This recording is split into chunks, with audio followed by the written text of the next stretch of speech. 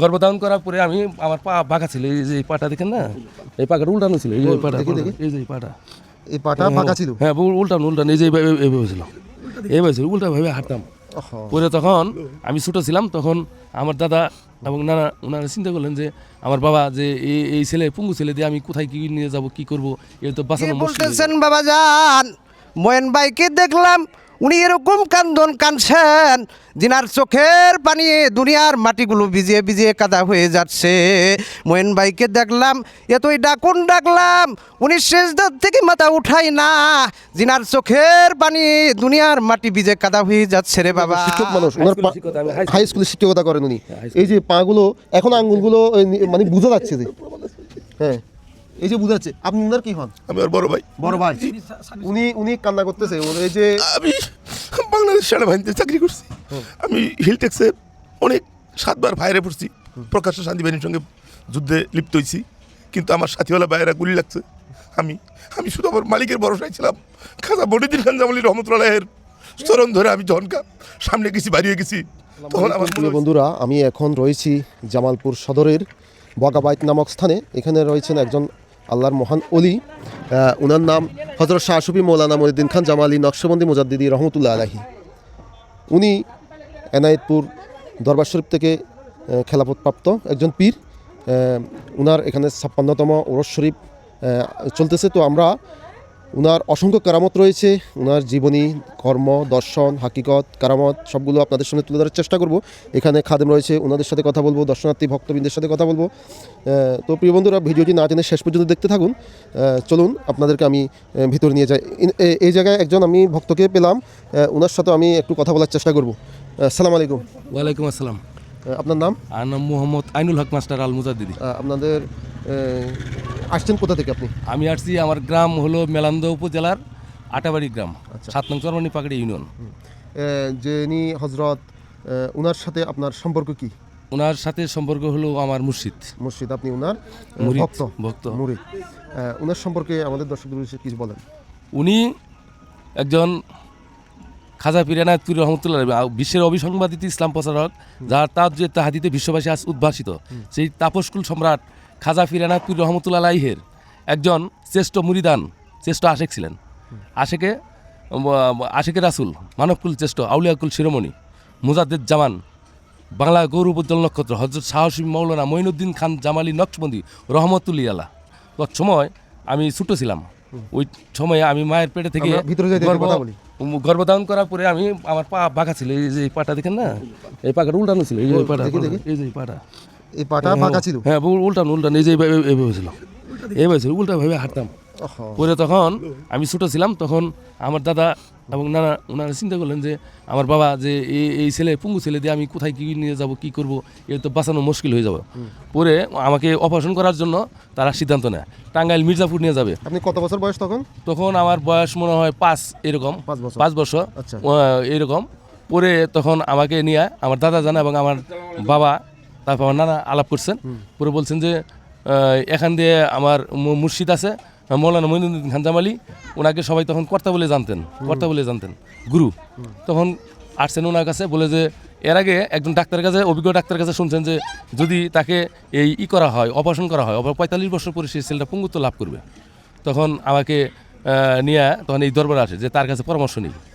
তার কাছে পরামর্শ নেওয়ার জন্য আসলে উদ্দেশ্য টাঙ্গাইল যাবে, কিন্তু তার মধ্যে ওনার কাছে যখন আসছেন, আসার পরে তখন উনি বলছেন যে বাবা এটা আল্লাহর দান, তার পাক পবিত্র হাত দ্বারা স্পর্শ করে বলছেন যে আল্লাহর দান, আল্লাহই ভালো করবে।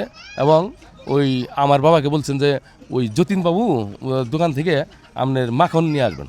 এই সুনুকুইটা তৎকালীন সময়ে তিব্বত সুনুকুইটা পাওয়া যায়, ওইটার মধ্যে মাখন 5 করে দাম নেবে।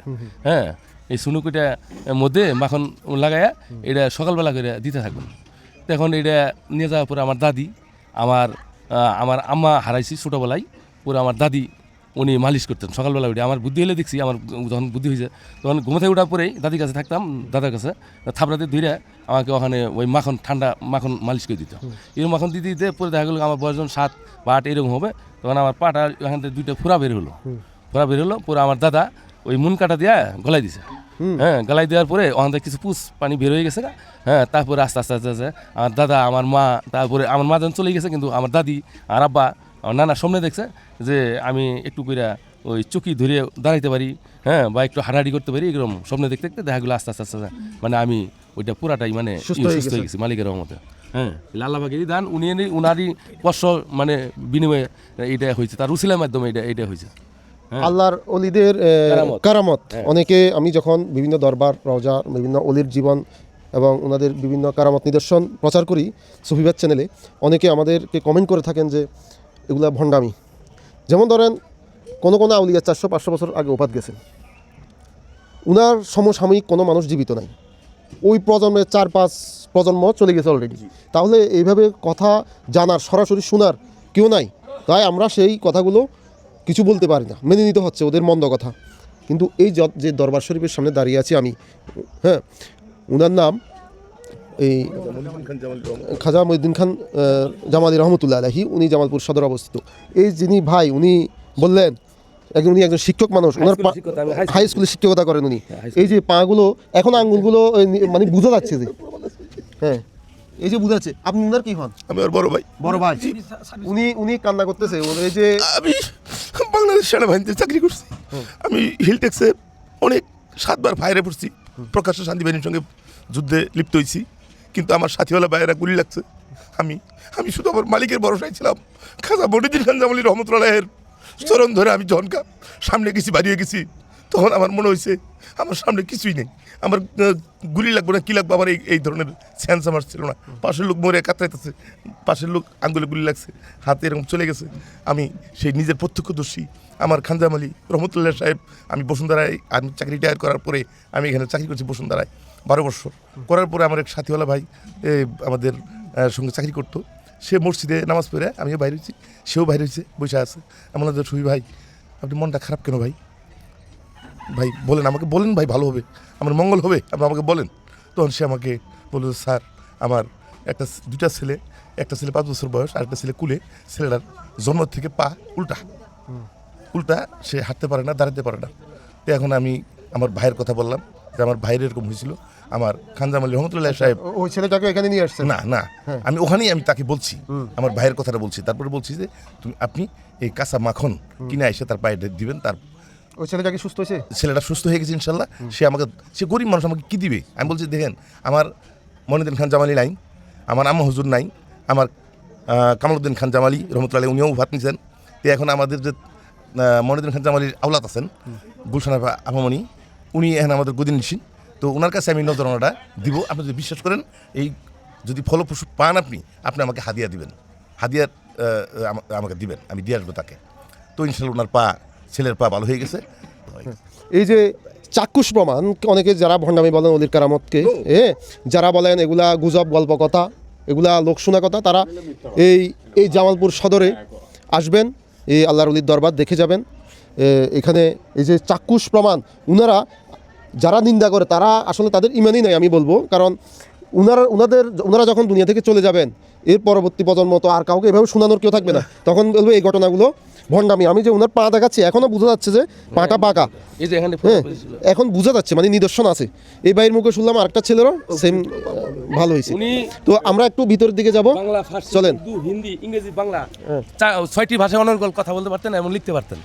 তার মতো দার্শনিক এবং এরকম রাসূলুল্লাহ সাল্লাল্লাহু আলাইহি সাল্লামের গুণ তার মধ্যে নিহিত ছিল। এবং তিনি তৎসময়ে আমার দয়াল নবীজি বলতেন যে আমার গুণান্বিত কোনো মিসকিন যদি পাইয়ে যাও, তার কদমে নেশার হয়ে যাও। যেমন আল্লাহ পাক কোরআনে বলছেন সূরা আযাবের 21 নম্বর আয়াতে, লাকাত কানা লাকুম ফি রাসূলিল্লাহি উসওয়াতুন হাসানাতুন। অর্থাৎ আল্লাহ পাক বলতেছেন যে আমি দুনিয়ার জমিনে আমার রাসূল সাল্লাল্লাহু আলাইহি সাল্লামের মধ্যে দিয়েছি উত্তম আদর্শ, সেটি তোমরা অনুসরণ করো। সে তারই ধারাবাহিকতা। এটা উনি ঐতিহাসিক জামতলা সেখানে সাধনা করতেন। এক ছিঁড়ে সালার চট, সে এখানে পুকুর ছিল, এই পাশে পুকুর ছিল। যদি পুকুরে মানে সে যদি মানে আরামে এসে কনকনা শীতের ভিতরে, পুষ মাসে শীতের ভিতরে যদি ঘুম আসে, তাহলে আল্লাহ রাসূলকে সে হাসিল করতে পারবে না। যার ফলশ্রুতিতে উনি তার নিজের গায়ের জামা নাই এবং তিনি অত্যন্ত মানে কঠোর দারিদ্রতা জীবন যাপন করতেন, মানে সুখের খানা খান নাই, 7 দিন 10 দিন পর্যন্ত 15 দিন পর্যন্ত না খাই তিনি অবুঝ থাকতেন। এবং সালাদ চট, একটা সালাদ চট ভিজে আর একটা সালাদ চট আপনি গায়ে দিয়ে করতেন, সবসময় আল্লাহ রাসূলের তাপস্যে তিনি মগ্ন থাকতেন, ধ্যান করতেন, এখানে ধ্যান করতেন। এই শীতের মধ্যে এই যে আল্লাহর অলি হজরত, উনি এখানে হযরত শাহ সুফি মাওলানা মঈনুদ্দিন খান জামালি হ্যাঁ, উনি এখানে এই শীতের মধ্যে সালা ভিজিয়ে গায়ে দিয়ে উনি সাধনা করেছেন দীর্ঘদিন। তো আমরা একটু উনার রওজা মুবারকটা দেখবো, চলেন সাধনা স্থানটাও দেখলাম, উনার হুজরা শরীফটাও একটু দেখবো, আসেন। আসসালামু আলাইকুম ওয়া রাহমাতুল্লাহি ওয়া বারাকাত। আপনি কি হজরতের মুরিদান? হ্যাঁ, আমি এই দরবার শরীফে ছোট বাল্যকাল থেকেই আমার যিনি খালু, উনি এই বাগিয়াবের দরবার শরীফের উনি পেশ ইমাম মৌলানা সাহেব, মাওলানা সাহেব উনারই আমি আপন ভাগ্নে। আপন ভাই। উনার মাধ্যমে এই দরবার শরীফে আমাদের আসা যাওয়া। আপনি উনার দু একটা কারামত বলেন। আব্বা হুজুর সম্বন্ধে হজরতে মঈনুদ্দিন খান জামালি রহমাতুল্লিল আলাহ, উনি আল্লাহর একজন অলি এবং তার সহধর্মিনী হজরতে সাজ্জাদান সিন মা আমেনা খানম জামালি রহমাতুল্লিল আলাইহা, উনি একজন অলি আল্লাহ। ওনার অনেক অসংখ্য কারামত আছে, যেটা বললে সারা দিন রাত্রিতে শেষ হবে না। হজরতে মঈনুদ্দিন খান জামালি রহমাতুল্লিল আলাহ, উনি এনায়েতপুর দরবার শরীফ উনি যাতায়াত করতেন। হঠাৎ করেই উনি দীর্ঘ 7 দিন হয়ে যা উনি খানা খাওয়া ছেড়ে দিচ্ছেন, এবং খাজা বাবা এনায়েতপুরি রহমাতুল্লিল আলাহ উনি 3 দিন বিগত হয়ে যা উনি খানা খাওয়া ছেড়ে দিচ্ছেন। পীর মুরিদের যে সম্পর্ক সেটাই বলছি। ঘটনাক্রমে এনায়েতপুর দরবার শরীফের কিছু সংখ্যক আশেক এবং তার আওলাদগণ যখন খাজা বাবা এনায়েতপুরি 3 দিন ধরে খানা খাওয়া ছেড়ে দিচ্ছেন, তখন তার আওলাদগণ সহ কিছু ভক্ত খাজা বাবার কাছে গেছেন, যাই প্রশ্ন করছেন যে বাবাজান, বেয়াদবি হলে মাফ করবেন, আপনি দয়া করে খানা কবুল করেন, আপনি খানা না খাওয়ার কারণে সারাটা এনায়েতপুর অন্ধকার হয়ে যাচ্ছে, আপনি খানা কবুলও মঞ্জুর করে নেন। এরকম বললে খাজা বাবা এনায়েতপুরি রহমাতুল্লিল আলাহ উনি 2 চোখের পানি উনি ছেড়ে দিচ্ছেন। তিনার আওলাদদের বলছেন, বাবারা, আমি এনায়েতপুরি 3 দিন ধরে খানা খাই না, এতে আপনারা বেহুশ। আমার দরবারে এমন একটি পাগল আছে যিনি দীর্ঘ 7 দিন অতিবাহিত হয়ে গেল, পার হয়ে গেল, যিনি কাঁচা পানি পর্যন্ত মুখে দিচ্ছেন না, তার খবর তো আপনারা রাখলেন না। এই কথা খাজা বাবা এনায়েতপুরি যখন বলছেন, 2 চোখের পানি ছেড়ে দিচ্ছেন এবং তার আওলাদগণ যার যার হয়ে কাঁদছেন, খাজা বাবাকে অনুরোধ করছেন, বাবা যান, বেয়াদবি হইলে মাফ করবেন, সেই লোকটাকে আমরা সেই সম্বন্ধে আমরা জানতে চাই। এরকম যখন বলছেন, এবারে খাজা বাবা এনায়েতপুরি 2 চোখের পানি ছেড়ে দিচ্ছেন। তার আওলাদগণ বড় হুজুর পাক, মেজু হুজুর পাক, এরকমভাবে প্রত্যেকটা আওলাদকে বলছেন, বাবারা, আমার সেই পাগল হলো বাগিয়াবাদের মঈনুদ্দিন খান জামালি রহমাতুল্লিল আলাহ। আমার বাবা কচুর বাগানের সেজদাই পরে কাঁদছে, দীর্ঘ 7 দিন হয়ে গেল রে বাবা, তার খবর তো আপনারা রাখলেন না।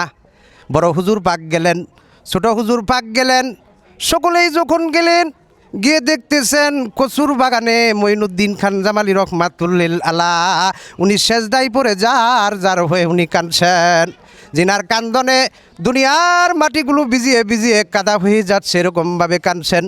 হুজুর পাকেরা ডাকছেন, মঈন ভাই, দয়া করে সেজদার থেকে আপনি মাথা উঠান। 2 বার বলছেন, উঠান নাই। হুজুর আর শরীফে ফিরে গেলেন, গিয়ে বলতেছেন, বাবা যান, মঈন ভাইকে দেখলাম উনি এরকম কাঁদছেন, যিনার চোখের পানি দুনিয়ার মাটিগুলো ভিজিয়ে ভিজিয়ে কাদা হয়ে যাচ্ছে। মঈন ভাইকে দেখলাম, এতই ডাকলাম, উনি সেজদার থেকে মাথা উঠাই না, যিনার চোখের পানি দুনিয়ার মাটি ভিজে কাদা হয়ে যাচ্ছে রে বাবা। মঈন ভাই যেরকমভাবে কাঁদছেন, আর কিছুক্ষণ যদি এরকমভাবে কান্দেন, আল্লাহর আসমান ভাঙ্গিয়া জমিনে পড়বে, কিয়ামত হয়ে যাবে, অস্তিত্ব বলে কিছু থাকবে না। তারা ওলাদেরা যখন হুজুর আর শরীফে অনুরোধ করছেন, এবারে খাজা বাবা এনায়েতপুরি রহমাতুল্লিল আলাহ উনি 2 চোখের পানি ছেড়ে দিচ্ছেন। যার যার হয়ে কান্দনের পরে তিনি কি করলেন, তিনি নির্দেশ করলেন যে বাবারা পাক ভান্ডারে তিনি গেলেন, গিয়ে নির্দেশ প্রদান করলেন, 1 প্লেট খানা কবুল তাড়াতাড়ি বাড়েন রে বাবারা। আমার বাবা মঈনুদ্দিন তিনি কি চা আমি নিজেই তার কাছে যাব। এক প্লেট খানা লইয়া তিনি যখন কচুর বাগানে চলে গেলেন, গিয়ে দেখতেছেন হজরতে মঈনুদ্দিন খান উনি সেজদায় পড়ে উনি জার হয়ে উনি কাঁদছেন। এবারে খাজা বাবা এনায়েতপুরী ডাক দিয়ে বলছেন, বাবা মঈনুদ্দিন, বাবারে লক্ষ্য করিয়া চান আপনার আপন পীর এনায়েতপুরী হাজির হয়ে গেছে রে বাবা। বাবারে আপনি এরকমভাবে আর কানবেন না, আর সেজদার থেকে আপনি মাথা উঠান। 2 বার ডাকছেন, উঠান নাই। 3 বারের কালে ডাক দিয়ে বলছেন, বাবা মঈনুদ্দিন, আপনি যাদের জন্য কানছেন তাদের জন্য আমি খাজা এনায়েতপুরী জাবিন হয়ে গেলাম রে বাবা, সেজদার থেকে মাথা উঠান।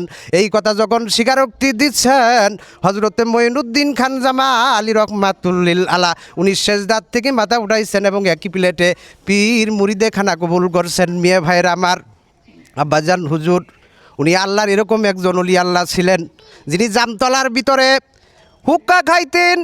এই হুক্কার দোয়াটা খাজা বাবা এনায়েতপুরী রহমাতুল্লিল আলার নাক মুখ দিয়ে বাহির হচ্ছে। জোরে জোরে কোন সুবহানাল্লাহ।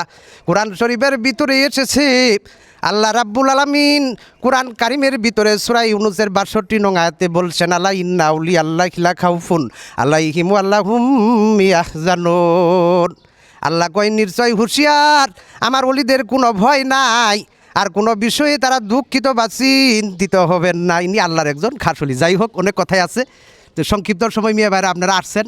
আব্বাজান হুজুর হজরতে মঈনুদ্দিন খান ইনি আল্লাহর একজন খাস ওলি, এটা সন্দেহের কোনো কারণ নাই। এবং ইনার ওয়াইফও একজন ওলি আল্লাহ। অনেক কথাই ছিল, সংক্ষিপ্ত আকারে বলছি। আমার জন্য দোয়া করবেন, ক্ষমা করে দিবেন। আর এই দরবার শরীফের যারা বক্তবিন্দু তারা দরবার শরীফে যাতায়াত করে। আব্বা হুজুর অসংখ্য কারামত আছে। আচ্ছা, ধন্যবাদ। আমি আমার সংক্ষিপ্ত বক্তব্য শেষ করছি। আসসালামু আলাইকুম ওয়া রাহমাতুল্লাহি ওয়া বারাকাতুহু। অসুবিধা নাই, বাচ্চারা থাক। একটু এদিকে বন্ধুরা, হজরত খাজা মঈনুদ্দিন খান জামালি রহমতুল্লাহ আলাহির দরবার থেকে এতক্ষণ ওনার ভক্তদের বিভিন্ন বক্তব্য আমরা শুনলাম। আমরা ওনার রওজায় যেতে চেয়েছিলাম, ভক্তদের নির্দেশনার কারণে আমরা যেতে পারিনি। হয়তো ওনাদের কোনো নিয়মকানুন আছে, রওজা যাওয়া যাবে না।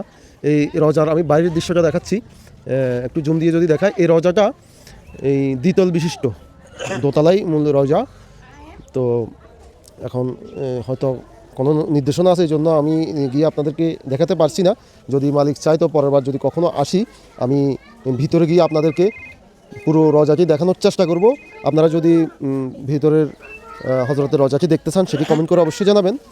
আর আমি এখন আপনাদের থেকে বিদায় নেওয়ার সময় হয়ে গেছে। দেখা হবে নতুন কোনো আল্লাহর ওলির দরবারে, নতুন কোনো মাজারে, নতুন কোনো দর্শনীয় স্থানে। ততক্ষণ পর্যন্ত সবাই ভালো থাকবেন, সুস্থ থাকবেন। আমি হজরত মঈনুদ্দিন খান জামালি রহমতুল্লাহ আলাইহির দরবার থেকে বিদায় নিচ্ছি। সবাইকে ধন্যবাদ। আসসালামু আলাইকুম।